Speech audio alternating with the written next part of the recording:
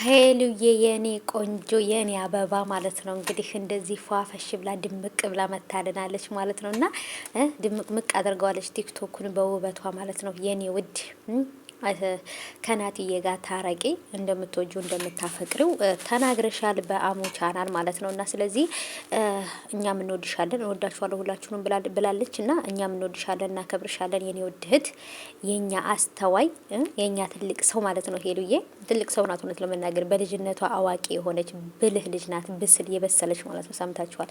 እና ናቲን እወደዋለሁ። ከናቲ ጋር አይቀር ህይወቴን ዘመኔን በደስታ በፍቅር ነው ማሳለፍ የምፈልገው።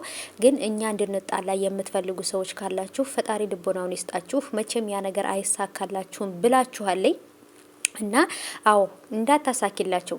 ለምቀኛ፣ ለሸረኛ፣ ለክፉ ሰሪ፣ ለክፉ መጥፎ ሰው ስትይ በጭራሽ ናቴን እንዳታጨው፣ ናቴን እንዳታስከፊው ማለት ነው ሄሉዬ። ምክንያቱም እሱን ለማስቀናት ብዬ ነው ያን ነገር ያደረኩት እንጂ እኔ ከሌላ ወንድ ጋር ግንኙነት የለኝም ብለሻል። በህይወት ላይ ማስቀናት ወይንም ደግሞ እሷን ላስቀና ብዬ ነው እሱን ላስቀና ብዬ ነው ብሎ ነገር የለም። ህይወት ቀልድ አይደለም፣ እቃቃ ጨዋታ አይደለም። ስለዚህ ሄሉዬ በህይወትሽ፣ በእድሜሽ፣ በሴትነትሽ አትቀልጂ። አንቺ ዋጋ አለሽ፣ ሴት ነሽ። በቃ ሴት መሆንሽ ራሱ ዋጋ ያሰጥሻል። ስለዚህ ራስሽን አክብሪ፣ ሌሎች ሰዎች እንዳከብሩሽ ማለት ነው የኔ ውድ እህት። ስለዚህ ይቀጥላል፣ የናቲና የሄሉ ፍቅር ይቀጥላል፣ መቼም አይቋረጥም።